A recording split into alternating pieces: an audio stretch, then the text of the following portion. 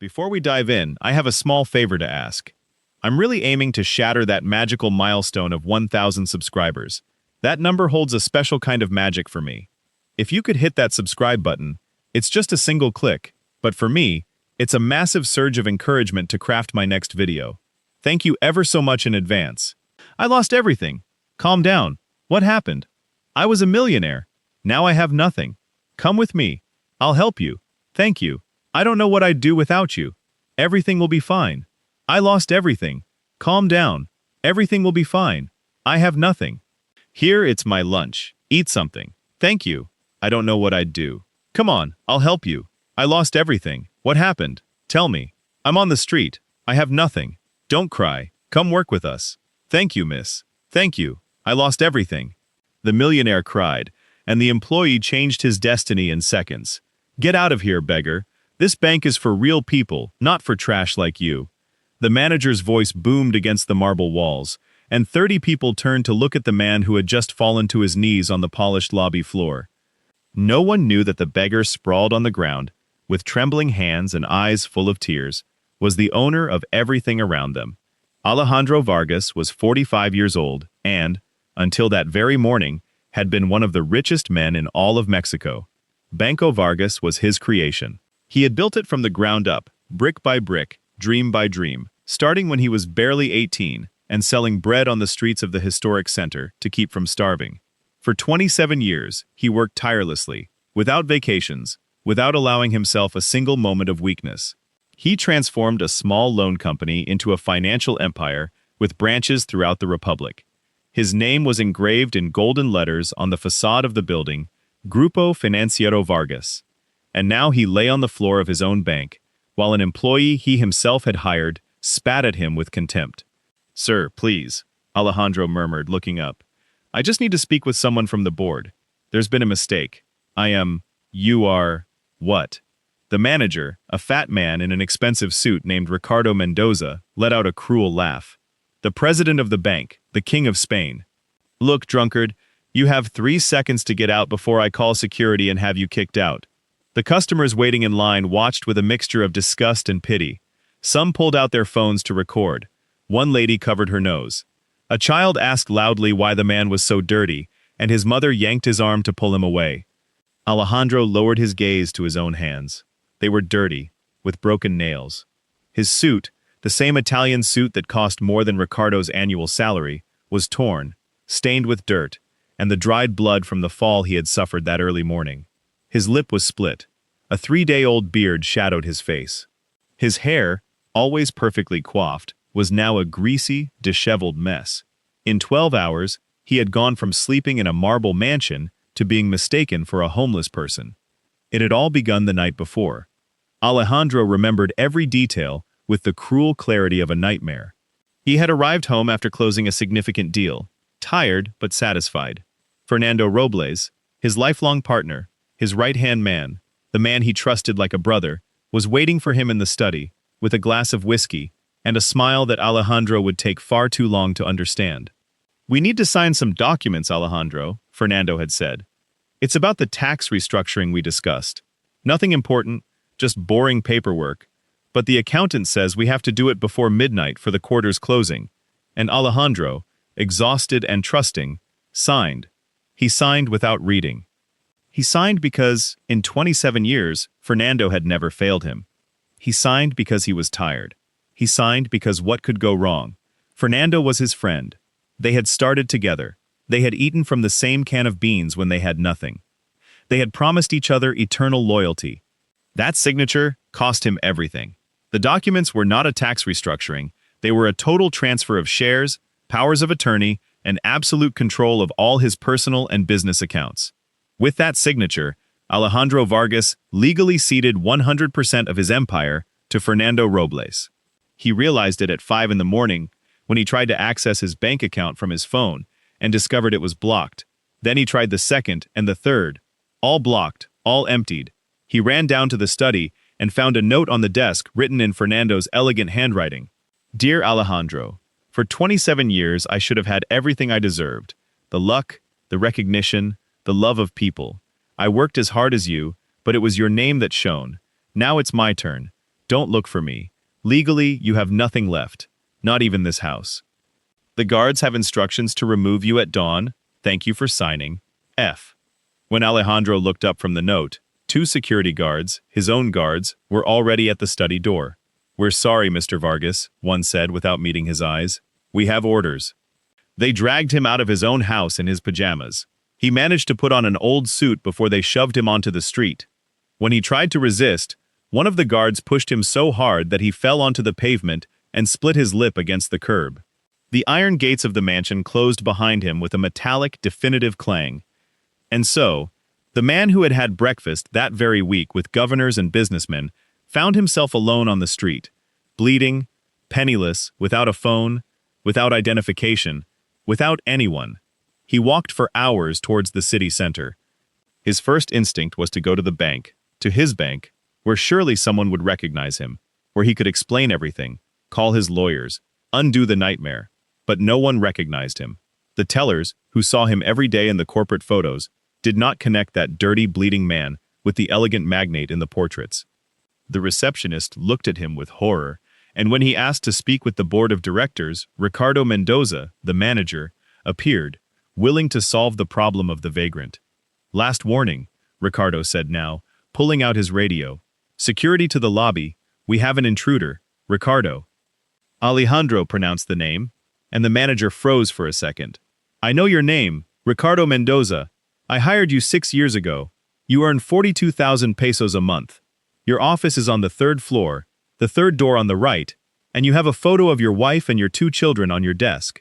The manager paled for an instant. How did this beggar know all that? But then his face hardened again, even more cruelly. You investigated the bank to rob us, didn't you? He spat. These criminals are getting smarter. Security. Now 2 burly guards ran up and grabbed Alejandro by the arms. They lifted him effortlessly, as if he were a sack of garbage. Please, Alejandro pleaded, and for the first time in 27 years, tears rolled freely down his face. Please, just listen to me. All of this is mine. I built this. I did. Get him out, ordered Ricardo. And if he comes back, call the police. They dragged him through the marble lobby, in front of the line of customers who were recording him with their phones, under the crystal chandeliers that he himself had chosen, over the floor he had imported from Italy. They threw him through the revolving doors with such force that Alejandro fell to his knees on the stone sidewalk in broad daylight, in the heart of the historic center. The sun beat down on his face, people passed by and avoided him. Some laughed, no one stopped. Through the large windows of the bank, Alejandro managed to see Ricardo Mendoza pointing at him, laughing heartily with other employees, enjoying the spectacle of the humiliated beggar. And Alejandro Vargas, the man who had had everything, remained there, kneeling on the stone, broken inside and out, crying silently while the whole world pretended not to see him. I lost everything, he whispered to himself, his voice cracking. My God, I lost everything. He didn't know how long he stayed like that. Minutes? Hours, perhaps? The sun began to set over the colonial buildings when he felt he no longer had the strength to even get up. He thought about his entire life, about every sacrifice, every renunciation, every sleepless night, all to end up like this, alone, betrayed, reduced to nothing. He closed his eyes. Perhaps the easiest thing would be to just stay there, let himself die, disappear, and then, in the midst of the darkness of his despair, he felt something warm. A hand, a soft, small hand, with fingers roughened by work, rested on his shoulder with a gentleness that Alejandro hadn't felt in years.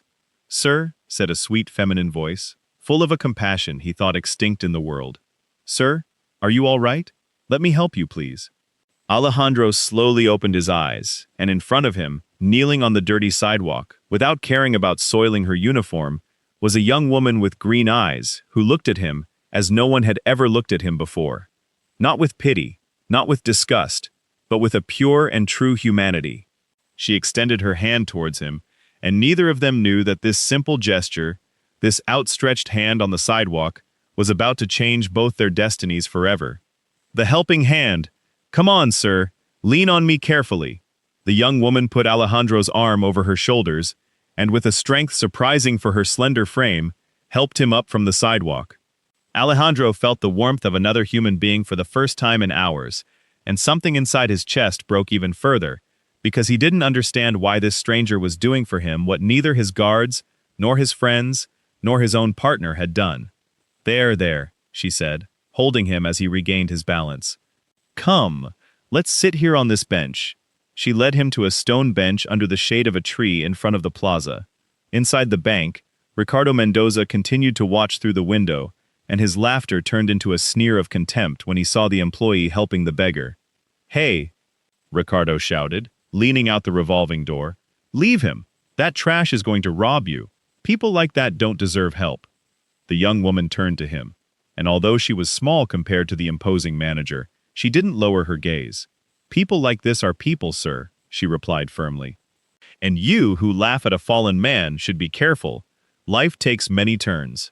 Ricardo let out a mocking laugh and went back into the bank, muttering something about starving people defending each other. The young woman shook her head and sat down next to Alejandro. She took a small bottle of water and a bread wrapped in a napkin from her bag, clearly her own food, and offered them to him. Here, drink slowly and eat something. You look like you haven't had a bite all day. Alejandro looked at the bread and water. That same morning, or was it yesterday, he no longer knew. He would have disdainfully refused anything that wasn't from a five-star restaurant. Now those rough hands offered him the little they had, and it was the most valuable gift he had received in his entire life. Why, was all he managed to ask, his voice hoarse. Why are you helping me? Don't you know me? The young woman smiled. She had a tired but luminous smile, and her green eyes shone with a kindness that asked for nothing in return. Because someone once had to help me, she said simply, and because my mother, may she rest in peace, always told me that the way you treat someone who can't give you anything says everything about who you truly are. Eat, please. Alejandro took the bread with trembling hands and ate. Never in his life had anything so simple tasted so good. He drank the water, and for a moment, on that stone bench, he felt like he was a human being again. My name is Sofia, she said. Sofia Herrera. I work nearby cleaning houses. Before closing his eyes, he heard Sofia tucking Lucia in behind the curtain, softly singing her a lullaby. And in the darkness, Alejandro felt tears welling up again, but this time they weren't tears of pain, they were tears of gratitude. In the following days, Alejandro insisted on helping. He couldn't stand idly by while Sofia killed herself working, though she refused. You are my guest, Don Alejandro. He found ways to be useful. He fixed the creaking door, repaired the leaky faucet that had been dripping for months. With some nails and old wood, he built a shelf for Lucia to keep her books. He discovered, to his own surprise, that he enjoyed these small tasks more than any board meeting. And in the afternoons, when Lucia came home from school, Alejandro helped her with her homework. He taught her math with a patience he never knew he possessed. The girl learned quickly, and her green eyes would light up every time she understood something new. You're very smart, Lucia, he'd tell her. You're going to go very far, I promise you. One afternoon, while Sofia was at work and Lucia was drawing on the floor, the little girl looked up and asked him a question that pierced his heart. Don Alejandro, are you going to stay with us forever? It's just that I like it when you're here. It's like having a dad. Alejandro didn't know what to answer. He felt the weight of those words, the hope in those little green eyes, and for a moment, he wished with all his soul he could say yes, but he knew he couldn't stay. Not like this.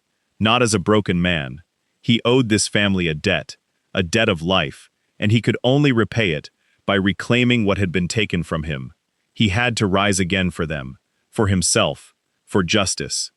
What Alejandro didn't know was that at that very moment, far away, in a luxurious office, two men were toasting with champagne, celebrating his ruin, and that those men would soon discover that the humbled beggar was not as dead as they thought. I don't know, Lucia, he finally replied, ruffling her hair affectionately. But no matter what happens, I will never forget what your mother and you did for me. Never. Outside, the sun was setting over the corrugated tin roofs of the neighborhood, and inside Alejandro Vargas, something began to ignite. Not a thirst for money, but something far more powerful, the determination of a man who has finally found something to fight for. The shadows of the past.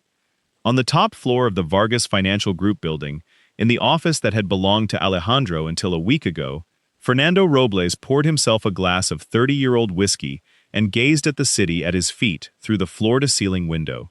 "To us?" he said, raising his glass to Ricardo Mendoza, who was seated opposite the enormous mahogany desk. "To the end of the Vargas era and the beginning of ours. Cheers." Ricardo clinked his glass, smiling greedily, although I must admit, Don Fernando, that it still takes me a moment to believe how easy it was. 27 years building an empire, and he lost it all with a single signature. Fernando let out a cold laugh. That was always Alejandro's flaw. He trusted too much. He believed that because I was by his side from the beginning, I would never betray him. The poor fool thought loyalty was eternal. He took a long drink. "Loyalty, my dear Ricardo, is a luxury only fools can afford. I prefer power." Ricardo nodded, though for a moment he recalled the ragged man he had thrown out of the bank, those eyes full of pain and bewilderment, and felt a pang of something akin to discomfort, but he quickly drowned it with another sip of whiskey. "And what happened to him?" he asked. "To Alejandro." Fernando made a dismissive gesture with his hand. "Who cares? A man without money, without a name, without power. He's a dead man.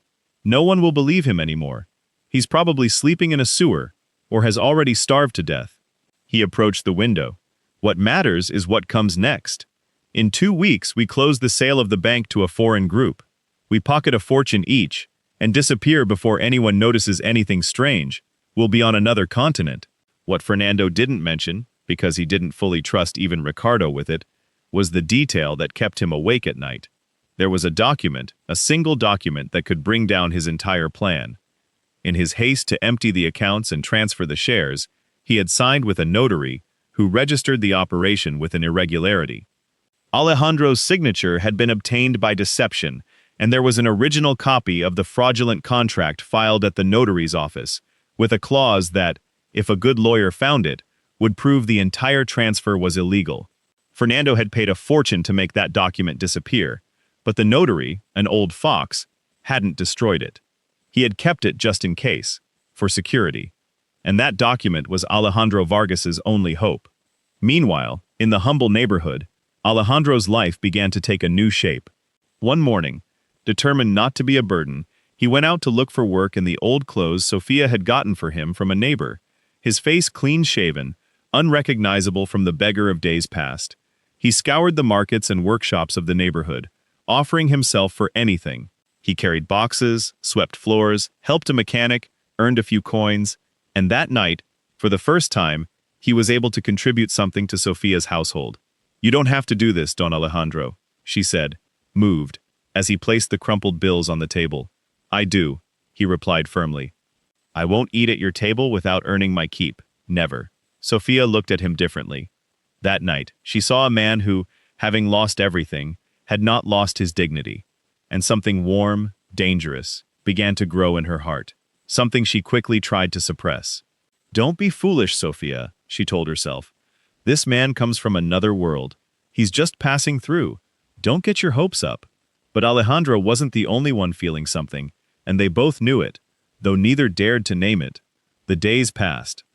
Alejandro found stable work at a carpentry workshop where the owner, Don Ernesto, an older, kind man, was impressed by his intelligence and aptitude for numbers.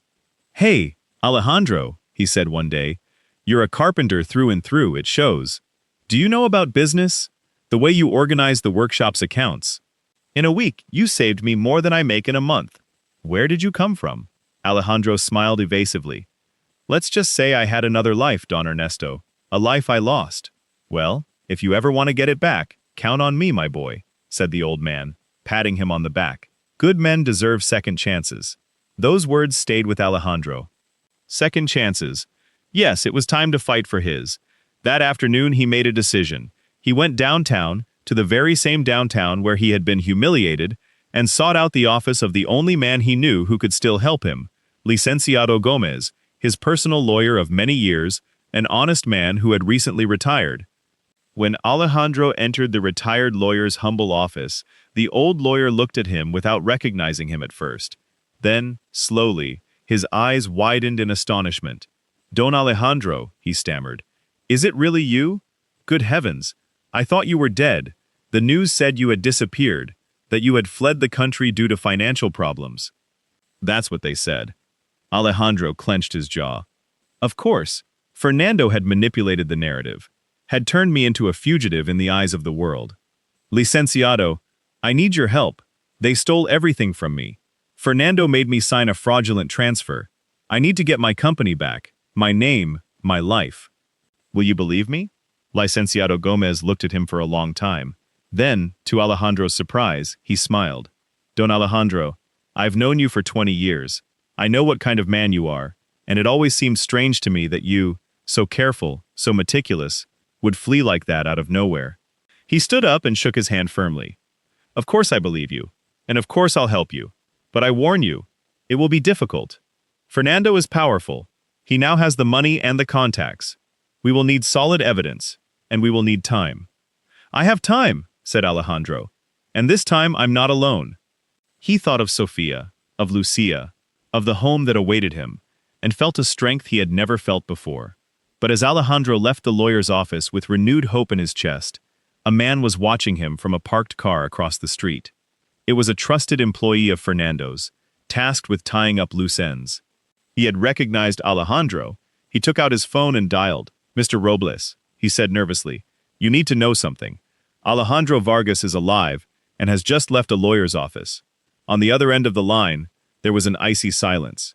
Then Fernando's voice, cold as ice. Impossible. That man has nothing. He can't do anything. Well, it seems he's trying to do something, sir. What do we do? Fernando squeezed the phone so hard his knuckles turned white. He had made a mistake. He should have made sure Alejandro disappeared for good, and now that mistake was coming back to threaten him. Find him, he ordered, his voice like ice. Find out where he lives, who he's with, what he's up to, and be ready. If necessary, we'll make sure he disappears for good this time. He hung up and stared at the city at his feet, his jaw tight. The ghost he thought was buried had returned from the dead. And this time, the war was just beginning. That night, when Alejandro returned to Sofia's house, full of hope from the lawyer's support, he didn't realize that a black car had followed him from downtown and was now slowly pulling away down the unpaved street, memorizing the exact location of the humble blue door. Danger had found refuge, and the people Alejandro cared about most were now, unknowingly, in its crosshairs. The spark. It was a rainy night when the truth finally came to light between them. Lucia was sleeping soundly behind the curtain. Sofia and Alejandro were sitting at the table, drinking coffee, listening to the drumming of the rain on the corrugated tin roof. There was a silent intimacy in the air, the kind of calm that only arises between two people who have begun to trust each other. Sofia, Alejandro said suddenly, setting his cup on the table, I have to tell you the truth, the whole truth. You deserve to know who I really am, who I was. She looked at him, surprised by the seriousness of his tone. I'm listening, Don Alejandro. My full name is Alejandro Vargas, he began, looking her in the eye. And until a few weeks ago, I was the owner of the Vargas Financial Group, Vargas Bank, the very bank in front of which you found me lying on the sidewalk. Sofia froze. She blinked once, twice. Then a small disbelieving smile touched her lips. Don Alejandro, Vargas Bank is one of the largest banks in the country. Everyone knows it. Are you telling me that you were the owner of all that? I know how it sounds, he said calmly. I know it's hard to believe.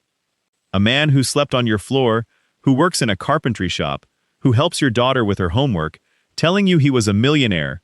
I completely understand if you think I'm crazy. Sofia stood up, took a few steps around the small room, and crossed her arms.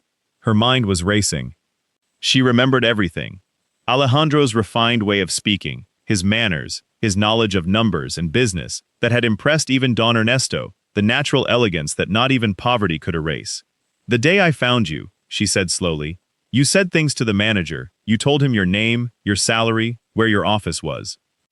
I thought I was hallucinating, but you really knew him, Ricardo Mendoza, Alejandro confirmed. I hired him myself 6 years ago, and that day he laughed at me, humiliated me, and kicked me out of my own bank without recognizing me. Silence stretched between them. Sofia was processing the magnitude of what she was hearing, and then she did something Alejandro hadn't expected. She laughed. A soft, disbelieving laugh, almost with tears in her eyes. My God, she murmured. I've had a millionaire sleeping on my floor, eating my reheated soup, fixing my leaky faucet. A millionaire, she shook her head. If I tell anyone this, they'll lock me up in the asylum. Alejandro smiled too, relieved. Do you believe me then? Sophia looked at him, her expression turning serious again. I do, she said. I don't know why, but I do. Perhaps because you never asked me for anything. You never pretended to be more than you seemed.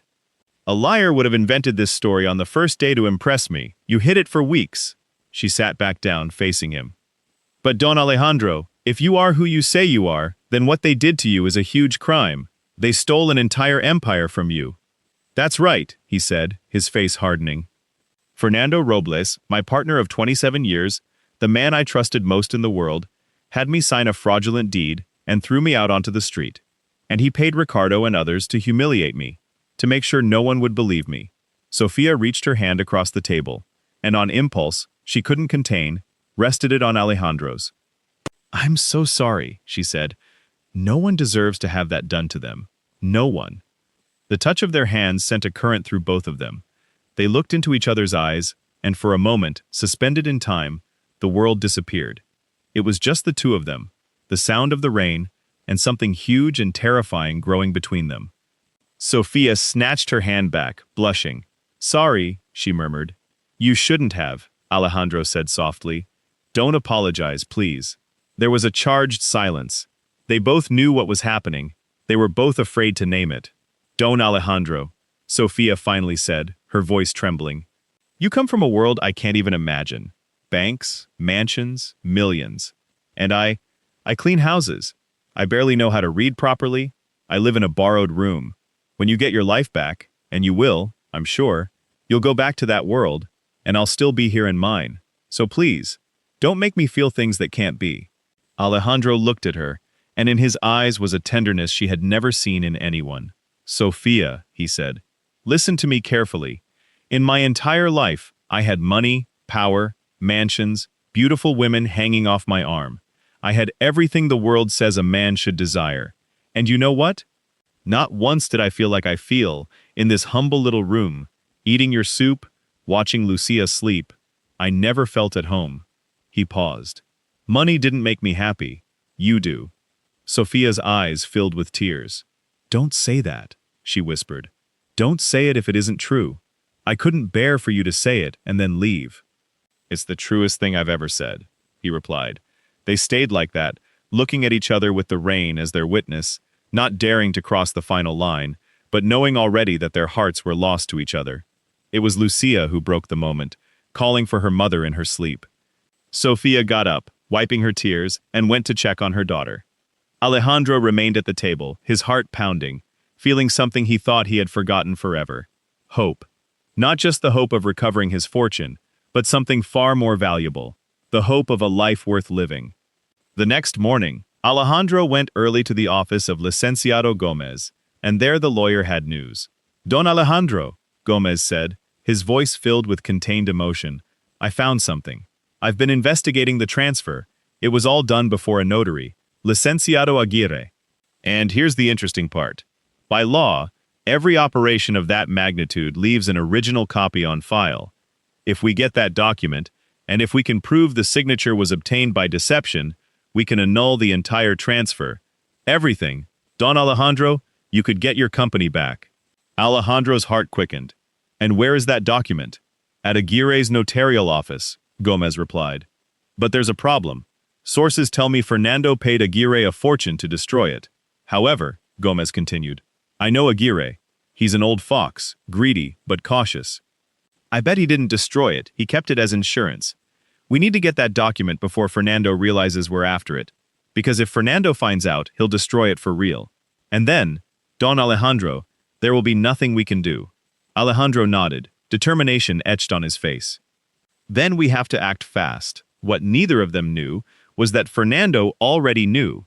He already knew Alejandro was alive, that he had a lawyer who was making moves. And at that very moment, in his luxurious office, Fernando Robles was picking up the phone to make a call to Notary Aguirre. Licenciado, Fernando said, his voice syrupy and dangerous. That document we talked about, I need you to destroy it today. And I need something else. Information about an Alejandro Vargas and the people he's living with. A Sofia, I'm told. Find out everything. It's time to tie up all loose ends, all of them. The net was closing in, and the race against time had just begun. The plan. Licenciado Aguirre's notarial office was an old two-story building on a busy downtown street. Alejandro and Licenciado Gomez watched it from a cafe across the street, planning their next move. "We can't force our way in," Gomez said, "and we can't ask for it legally without alerting Aguirre, who would immediately inform Fernando. We need Aguirre to hand it over voluntarily. And for that, Don Alejandro," Gomez continued, "we have to offer him something better than what Fernando is offering." "Aguirre is greedy," Alejandro said thoughtfully, "but he's also cautious. He kept that document because he knows if Fernando falls, he'll fall with him for participating in the fraud. He's a man who plays both sides to protect himself." His face lit up. "That's it. Let's not offer him money. Let's offer him something a greedy man values even more. Security. Let's offer him immunity if he collaborates, and ruin if he doesn't." Gomez smiled. "You're still the best strategist I know, Don Alejandro. Very well, but we need to do it before Fernando pressures him to destroy the document." Time is running out. That same afternoon they prepared their move, but what they didn't know was that Fernando had already made his. While Alejandro worked on his legal plan, something sinister was happening in the humble neighborhood. A black car parked near Lucia's school. Two men got out, observing. Fernando had ordered pressure. If they couldn't silence Alejandro the easy way, they would do it the hard way, by threatening what he loved most. Sofia was the first to notice something strange. As she picked up Lucia from school, she felt someone was following her. A chill ran down her spine. She squeezed her daughter's hand and walked faster, glancing over her shoulder. The black car slowly followed them. "Mommy, why are we walking so fast?" Lucia asked. "It's a game, my love," Sofia lied, her heart in her throat. "Let's see if we can run home. Ready? Run!" They reached the blue door just as the black car braked at the corner. Sofia locked it, trembling, and hugged Lucia tightly. When Alejandro arrived that night, he found her pale and scared. "Sofia, what happened?" he asked, alarmed. "They followed us," she said, her voice trembling. "A black car, two men, from the school all the way here. Alejandro, I'm scared, not for myself, but for Lucia." Alejandro's face transformed. The tenderness vanished, replaced by a cold, controlled fury Sofia had never seen in him. It was the look of the ruthless magnate he had once been, the man who didn't lose battles. "Fernando," he said through clenched teeth, "he knows where I live, and he's using you to pressure me." He clenched his fists. "This is my fault. I brought danger to your home. I should never have stayed here." "No," Sofia said firmly, taking his arm. "Don't you dare say that. You brought nothing. The danger is that evil man, not you, and I'm not going to let you carry this alone." Alejandro looked at her, moved by her courage. This woman, who had every reason to push him away and protect herself, was instead standing by his side. "Listen to me, Sofia," he said, taking her by the shoulders. "I'm going to fix this. I swear on my life. But first you have to be safe. I have an idea." That night, Alejandro called Don Ernesto, the owner of the carpentry shop, the man who had offered him his help. He explained the situation, a summarized version, and Don Ernesto, without hesitation, offered his house in a nearby town where his sister lived, a safe and discreet place. "Take the lady and the girl there, son," Don Ernesto said. "My sister will take care of them as if they were family. No one will find them there. And you sort out what you have to sort out." The next morning, Alejandro took Sofia and Lucia to the bus terminal for their trip to the town. Sofia didn't want to go. "I don't want to leave you alone in this," she insisted. "And if something happens to me, Sofia," Alejandro said, taking her face in his hands, "I need to know you two are safe. It's the only thing that will give me the strength to fight. If something happened to you because of me, I would never forgive myself. Please, go. Take care of Lucia, and wait for me, because I swear to you on the most sacred thing, I will come back for you. I will recover my life, and when I do, you will never again know need or fear. Never again." Sofia's eyes filled with tears, and then, without thinking, she stood on tiptoe and kissed him. It was a brief kiss, salty with tears, but charged with everything neither of them had dared to say. "Come back," she whispered against his lips. "Come back to us, I beg you." "I will," he promised. Nothing in this world will stop me. Lucia hugged Alejandro's legs. Goodbye, Don Acel, the little girl said. Take care, and don't get lost again, okay? Alejandro bent down and hugged her tightly, feeling as if he were hugging a daughter. I won't get lost, little one. I promise. Be good, and take care of your mom. He watched them board the bus. He watched Lucia press her face to the window and wave. He watched Sofia look at him with a mixture of love and fear until the bus disappeared down the avenue. And in that moment, Alejandro Vargas felt that he was no longer fighting just for money or for revenge. He was fighting for them, for a future, for a love, and that kind of motivation was far more powerful than any fortune. With the women safe, Alejandro returned downtown with steely determination. He met with Licenciado Gomez, and together they executed their plan. They secured a meeting with Notary Aguirre under a pretext, and Alejandro walked into that office as the man he once was. Confident, imposing, lethal. Licenciado Aguirre, Alejandro said, sitting down opposite the startled notary. I know you have a document, the original of the fraudulent deed Fernando Robles used to rob me. And I know Fernando asked you to destroy it. I've come to offer you a choice. Aguirre, a balding, sweaty man, paled. I don't know what you're talking about, Mr. Vargas. Yes, you do, Alejandro said with glacial calm. Listen to me carefully. Fernando Robles is going down. It's a matter of time. The only question is whether you go down with him, accused of fraud and complicity, or whether you cooperate with me and walk away clean with written immunity. Thanks to Licenciado Gomez here. Think about it, Aguirre. Fernando is offering you dirty money that will land you in jail. I offer you your freedom. What is worth more? The notary swallowed, looked at Alejandro, then at Gomez, then back at Alejandro. Sweat ran down his forehead. He knew Alejandro was right. If Fernando fell, he would be finished. But if he cooperated in time, after a long silence, with trembling hands, Aguirre stood up. He walked to a safe hidden behind a painting, opened it, and took out a folder. Let it be clear, he said with a shaky voice, that I acted under pressure. Fernando threatened me. I just wanted to protect myself. Whatever you wish, Alejandro said, taking the folder. Just sign the statement. He opened the folder, and there it was, the original document with proof of fraud, with the irregularity that would nullify the entire transfer, his ticket back, his justice. Alejandro smiled for the first time in weeks, with true satisfaction. I found you, Fernando, he murmured. Now I've really found you. But just as they were leaving the notary's office with the document in hand, Aguirre's phone rang. It was Fernando, and on the street, 3 black cars were approaching at full speed. Fernando already knew and was coming to retrieve the document at any cost. The betrayal revealed.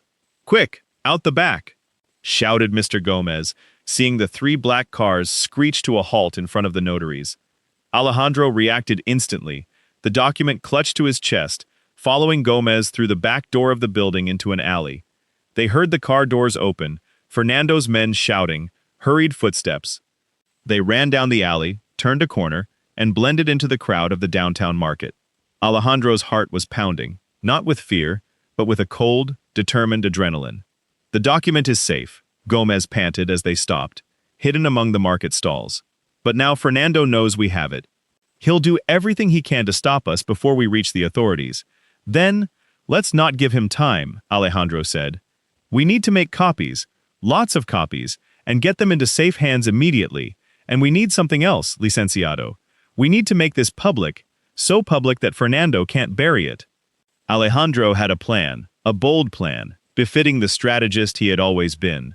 He knew that in 3 days the annual general meeting of the Vargas Financial Group would be held, where Fernando would officially present the sale of the bank to the foreign group. The board members, investors, media, and financial authorities would be present. It would be Fernando's moment of glory, and Alejandro decided it would, instead, be the moment of his downfall. For the next 3 days, Alejandro and Gomez worked tirelessly. They made dozens of copies of the document. They gave one to the prosecutor's office, another to the National Banking Commission, another to an honest journalist Alejandro knew from his golden years.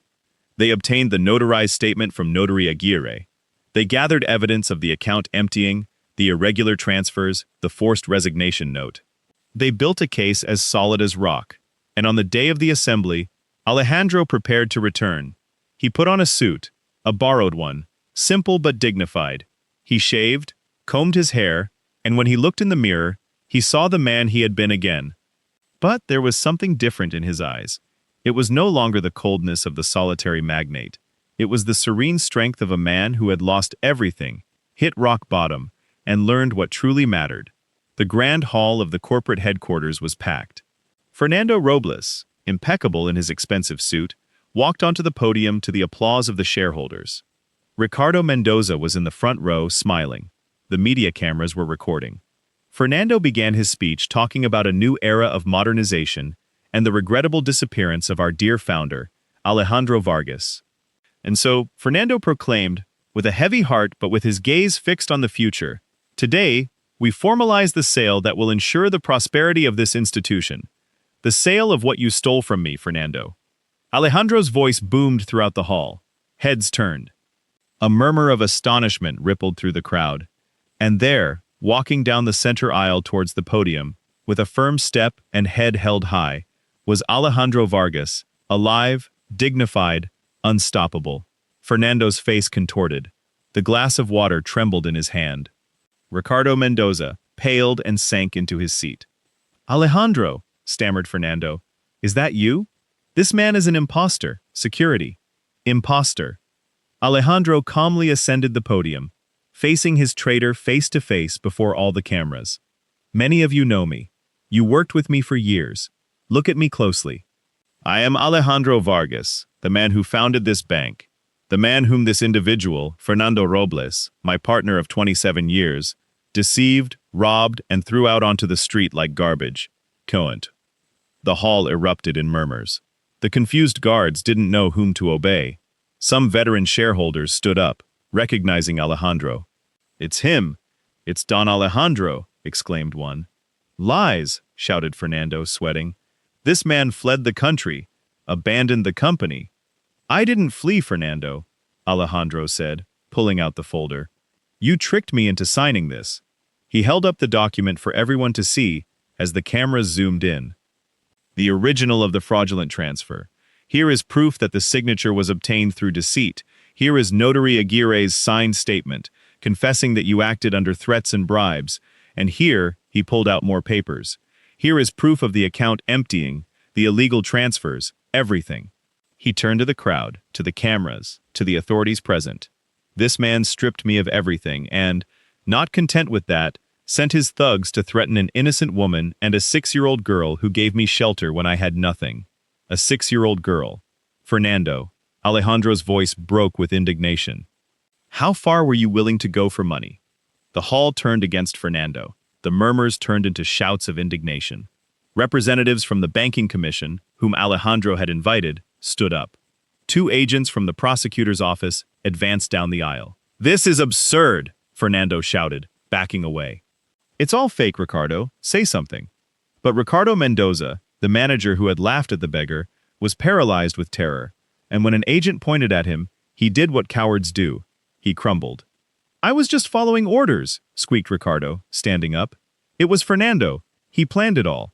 He paid me to kick Don Alejandro out of the bank, to say he was a vagrant. I didn't want to, I swear. Fernando forced me." Chaos erupted. The cameras recorded every second. The agents surrounded Fernando, and then, from the crowd, a figure appeared that Alejandro didn't expect. A beautiful, elegant woman, with blonde hair and an expensive dress. Valeria, his ex-fiancée, the woman who had disappeared the day he lost everything, without a call, without a word. Now seeing Alejandro regain power on camera, Valeria pushed her way towards him with a fake smile and outstretched arms. "Alejandro, my love," she exclaimed. "Thank God you're all right. I've been looking for you everywhere. I was so worried. I knew all of this was an injustice. I knew you would return." Alejandro looked at her, the woman for whom he once would have given everything, and felt nothing, neither love nor resentment, only absolute clarity. "You were looking for me, Valeria?" he asked calmly. "How curious, because when you threw me out into the street bleeding, with nothing, you didn't show up. You didn't answer my attempts to contact you. You disappeared the same day my money disappeared." He smiled sadly. "Now I understand. You never loved me. You loved my fortune. And now that it smells like I'm going to get it back, you return. That's not true, she protested. I love you. Goodbye, Valeria, Alejandro said, turning his back. I hope one day you learn that there are things money can't buy, like loyalty, like true love. I've known them, you know, but not in you. And as Valeria stood humiliated in the middle of the hall, the prosecutor's agents finally cuffed Fernando Robles. Fernando Robles, declared the agent, you are under arrest for fraud, forgery, embezzlement, and threats. No, let me go. I built this bank as much as he did. It's mine, shouted Fernando as he was dragged away, his face contorted with rage and desperation. Alejandro, this isn't over. Alejandro watched the man who had been his brother, his partner, his betrayer, being led away in handcuffs, and felt no joy, only a profound sadness for what greed had done to someone he once respected. Yes, it is over, Fernando, he said softly. It's finished. The hall erupted in applause. Shareholders surrounded Alejandro, congratulating him, welcoming him back. The authorities confirmed that the transfer would be annulled and the company restored to its rightful owner.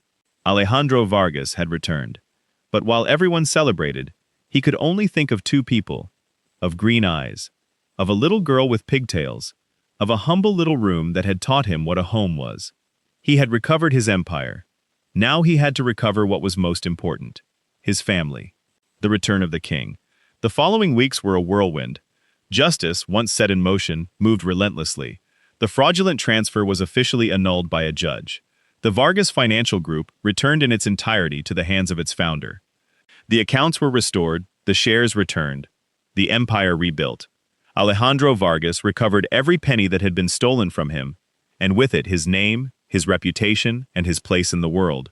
Fernando Robles was prosecuted and imprisoned.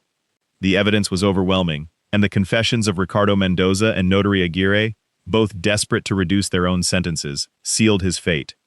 The man who had betrayed his partner of 27 years, out of greed, ended up behind bars, stripped of everything, just as he had left Alejandro. The wheel of life, as Sofia had warned on the first day, had completed its full turn. Ricardo Mendoza, the arrogant manager who had laughed at the beggar, was fired and also faced charges for his complicity. He lost his job, his house, the respect of everyone. One day, as he was leaving the courthouse, he crossed paths with Alejandro.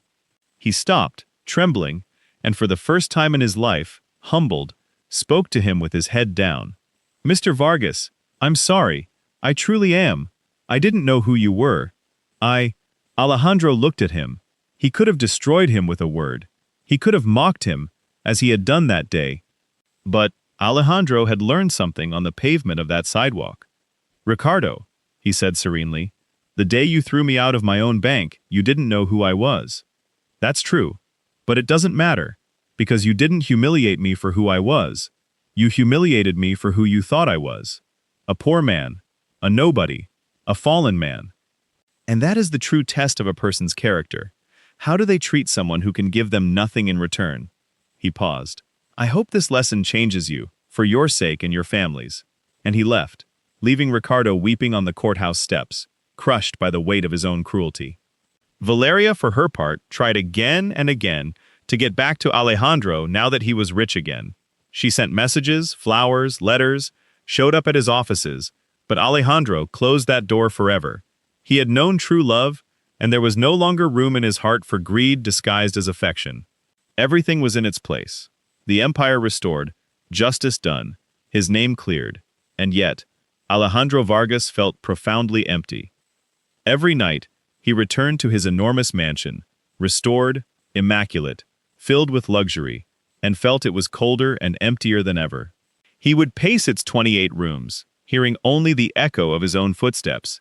He'd sit at the long marble table and dine alone, served by an army of staff, and longed with all his soul for a humble, reheated soup shared at a wobbly little table. He missed the sound of rain on a tin roof. He missed children's drawings taped to the wall. He missed the curious questions of a pigtail-haired little girl. He missed a pair of green eyes that looked at him not for his money, but for who he was. He missed Sofia.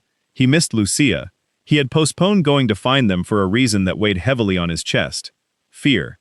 Yes, the man who had faced Fernando on camera, the one who had rebuilt an empire, was afraid. Afraid that now, as the powerful Alejandro Vargas once again, Sofia would look at him differently. Afraid that the distance between their worlds, which had not existed in that humble little room, would now separate them forever. Afraid she would think their love had been mere gratitude from a fallen man. Finally, it was Don Ernesto, the old carpenter, who shook him. "Young man," he said one day, when Alejandro went to thank him personally and buy him a new workshop as a gift. "You have that look, the look of a man who has everything and nothing. What are you waiting for to go get them?" "I'm afraid, Don Ernesto," Alejandro confessed. "Afraid that everything is different now, that she'll think I don't need her anymore." Don Ernesto let out a wise chuckle. "Oh, young man, money made you smart in business, but foolish in love. That woman didn't help you when you were a millionaire. She helped you when you were a stranger on the street with nothing to offer her. Do you know what that means? It means she loved you for who you are, not for what you have. And that kind of love, Alejandro, you don't find twice in a lifetime. Don't be an idiot. Go get her before it's too late." The old carpenter's words ignited something within Alejandro. He was right, completely right. That very afternoon, Alejandro got into his car and drove towards the town where Sofia and Lucia had taken refuge. His heart pounded like a young man in love. He rehearsed 1,000 times what he would say, and as he drove along the roads he recalled every moment. The outstretched hand on the sidewalk, the shared soup, the bandage on his lip, the salty kiss before goodbye. But when he arrived at Don Ernesto's sister's house, unexpected news awaited him. "Sofia," said the woman, drying her hands on her apron. "Oh, sir, she left 3 days ago. She said she didn't want to keep hiding anymore, that she had to work, that she couldn't live on charity. She returned to the city with the girl and left me this for you in case you came." She handed him a folded piece of paper. Alejandro opened it with trembling hands. It was a note written in Sofia's shaky handwriting. "Don Alejandro, I saw in the news that you recovered everything. I am so happy for you from the bottom of my heart. You deserve it. I know you have your life back now, your world, your place. And I know that world is not mine. I don't want you to feel like you owe me anything. You owe me nothing. What I did because it was the right thing to do, not to receive anything in return. Take care of your heart, it is good. I will never forget you, neither Lucia nor I. With love, Sofia." Alejandro clutched the note to his chest, his eyes filled with tears. Sofia had stepped away. Not for lack of love, but for excess of dignity. She had decided to set him free, believing that was his place, that she didn't belong in his world. "No, Sofia," Alejandro murmured. "What? You're wrong, you are my world." He got into the car and sped back to the city. He wouldn't lose her. No, after all. The money, the empire, the power, none of it mattered if it wasn't with her. He drove for hours with a single idea in his mind: find her. He went to the humble neighborhood, to the blue door, empty. The neighbors told him Sofia had returned but was looking for another place, that she was going from house to house looking for cleaning work again, working herself to death as always to feed her daughter. Alejandro roamed the neighborhood, asking, searching. The sun was beginning to set, and just as despair started to overwhelm him, he saw her in the distance, at a bus stop, carrying grocery bags, with Lucia holding her hand. Tired, dignified, beautiful, the woman who had saved his life. Alejandro stopped the car abruptly, got out, and ran towards them, shouting her name, Sofia. She turned, and seeing him run towards her, his face filled with tears and love, the grocery bags slipped from her hands. Fate had changed. "Sofia," Alejandro shouted again, stopping in front of her, breathless, his heart overflowing. Sofia looked at him incredulously, her eyes wide. Lucia let out a cry of joy. "Donale, you're back. I told you not to get lost." The little girl ran and threw herself into his arms. Alejandro lifted her and hugged her tightly, closing his eyes, feeling as if he were embracing his own daughter. Then, he gently set her down and turned to Sofia, who was still standing, trembling. What are you doing here, Don Alejandro?" she asked, her voice breaking. "You should be in your office, in your world." "I left you a note. I told you I read your note," he interrupted, taking a step toward her. "I read it, Sofia, and it's full of lies." Lies? She frowned, confused. The biggest lie of all, Alejandro said, taking her hands. You wrote that my world isn't yours, that you don't belong in my life, and that Sophia is the falsest thing you've ever said. His voice trembled with emotion. Listen to me carefully, because I'm only going to say this once, and I want you to understand it forever. I had an empire, I lost it, and then I regained it. I have more money than I could spend in 10 lifetimes. I have mansions, cars, power, everything the world says makes a man happy. He paused, looking directly into the green eyes that had saved him. And none of it means anything without you. Sophia's eyes filled with tears. Don't, Alejandro, no. Yes, he insisted. When I lost everything, when I was nobody, when the whole world spat on me and turned its back, you offered me your hand. You didn't know I was a millionaire. You expected nothing from me. You fed me with what little you had. You opened your home to me. You gave me back my dignity, my hope, my will to live. You showed me what a true home is. He squeezed her hands. Sophia, you didn't change my fortune. You changed my destiny. You changed my soul. And I won't let pride separate us. Not after everything. But I clean houses, she whispered, crying. I barely finished elementary school. I live day by day. People will talk. They'll say I'm greedy, a hanger-on, that I only want your money. Let them say what they want, Alejandro replied firmly. You and I know the truth. You loved me when I had nothing. Do you know how many people in the world can say they have someone like that? I am the luckiest man on the planet, and not because of my money, but because of you. Then, to the astonished gaze of Lucia and the passers-by who began to stop, Alejandro Vargas, the powerful magnate, knelt in the middle of the street, on the same kind of sidewalk where she had found him months ago. Sofia Herrera, he said, his voice full of love, you saved my life when I was nobody. Now let me spend the rest of mine making you and Lucia happy. I don't offer you luxury or riches, though you have them all. I offer you my heart, which has been yours since that rainy night. Will you marry me? Time seemed to stand still. Lucia covered her mouth with her hands, her eyes shining. The passers-by held their breath, and Sophia, with tears streaming freely down her face, fell to her knees before him, embraced him by the neck, and whispered in his ear, Yes, 1,000 times yes. The entire street erupted in applause. Lucia jumped for joy and threw herself into hugging them both. Are you going to be my real dad? The little girl asked, tears of happiness in her eyes. Alejandro took her in his arms, along with Sophia, embracing the two women who had given him back his life. I'm going to be your dad forever, my little Lucia, he said. And you and your mother will never, ever lack anything again. I promise you with my life. They were married 3 months later. It wasn't the ostentatious wedding Alejandro would have planned in his previous life, filled with opportunistic partners and false friends. It was a beautiful and sincere wedding, surrounded by the people who truly mattered. Don Ernesto and his family, Licenciado Gomez, the sister from the village, the neighbors from the humble neighborhood who had welcomed Alejandro, and of course, Lucia, radiant in a floral dress, carrying the rings with all the solemnity of her 6 years. Sophia walked down the aisle in a simple yet elegant dress, more beautiful than any queen. And when Alejandro saw her walk towards him, he knew, without a shadow of a doubt, that this was the happiest moment of his entire existence. More than closing the biggest deal, more than recovering his empire, more than any fortune, life changed for everyone. Alejandro legally adopted Lucia, who became Lucia Vargas Herrera, and enrolled her in the best school, where the girl blossomed, fulfilling the dream her mother had always had for her.